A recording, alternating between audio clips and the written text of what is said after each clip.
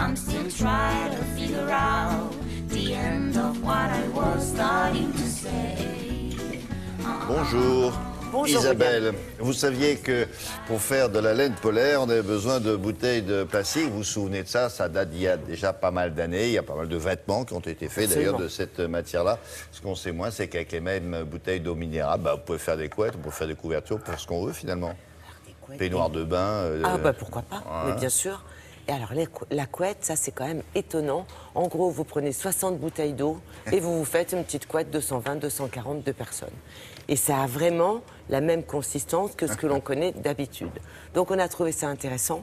D'abord parce que ça donne évidemment une deuxième vie à ces bouteilles. Ça permet de préserver quand même les ressources, la matière première. Et on a de plus en plus de partenaires, c'est-à-dire des eaux minérales, des marques de minérales, qui transmettent les bouteilles qui ont un petit défaut, qui sont un peu écornées, qui ne peuvent pas être vendues en magasin. On les transmet directement. Oui, mais pourquoi on n'utilise pas les bouteilles que nous utilisons? Aussi, mais quand même, 60 bouteilles pour une couette, on est assez nombreux en France et le marché est mature. C'est vrai qu'on a 95% des foyers qui sont utilisateurs de couettes. Et comme il est mature, il est en phase de renouvellement. Donc on va peut-être acheter une couette là, maintenant, au mois d'octobre, pour prévoir l'hiver. Alors nous avons rencontré le fabricant leader qui nous explique comment ça se passe, parce que quand même on part d'une bouteille et puis on arrive à une garniture. Comment ça se passe? Regardez.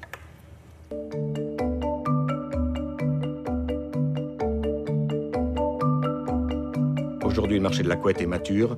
90 à 95% des foyers sont équipés de couettes, synthétiques en majorité, et pour 75% du marché. Quand on parle de synthétique aujourd'hui, il faut savoir que 60% des couettes sont fabriquées avec de la fibre issue de bouteilles recyclées, contre 40% environ issus du pétrole.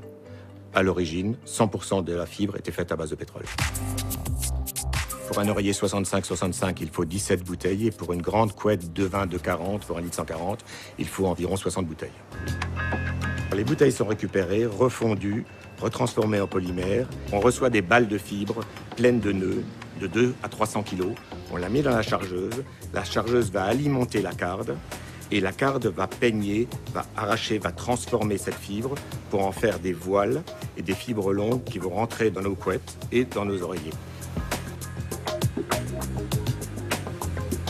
La fibre aujourd'hui, il faut le savoir, à base de bouteilles, est égale, voire supérieure à une fibre à base de pétrole. Au niveau qualité? Au niveau gonflant, au niveau qualité, au niveau rendu du produit fini, on est aujourd'hui, si ce n'est supérieur, en tous les cas largement égal à ce qui se passait avec les fibres à base de pétrole.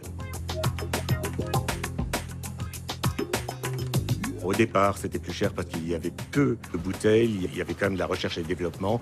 On a dû beaucoup travailler avec nos partenaires sur cette opération. Mais aujourd'hui, non, c'est pas plus cher qu'une fibre à base de pétrole.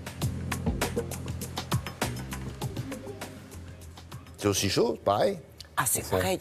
Même entretien. En gros, 30-40 degrés en machine, c'est pas cher. Durée de vie équivalente? Durée de vie équivalente à une couette synthétique. Et puis, c'est un prix qui varie de 30 à 70 € selon l'épaisseur du garnissage et le tissu.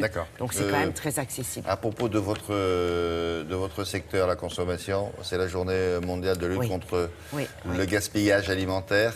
Et alors, je voulais faire un petit écho pour vous rappeler qu'on a aujourd'hui 30% des fruits qui ne sont pas écoulés parce qu'ils n'ont pas le calibre normal, entre guillemets. On en a parlé ici à Télématin, ils sont un peu plus petits, un peu plus colorés, ils ont un tout petit défaut. Et pourtant, ce sont des fruits qui sont très bons et qui sont jetés. Ils ont poussé sous le même soleil, ils ont le même goût. Donc aujourd'hui, on a les producteurs qui ont proposé à la distribution de vendre ces produits à 30% moins cher en magasin.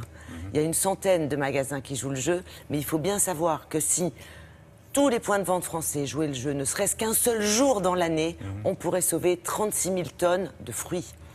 Donc si vous les voyez, achetez-les. Voilà, c'est jour. Merci beaucoup. On fait un point sur la circulation et la météo juste après ça. Robert, viens voir, tu passes dans Télématin. Quoi? Arrête de crier. Comment? Ils t'ont pas choisi alors tu es merveilleux, s'il te plaît. Hey,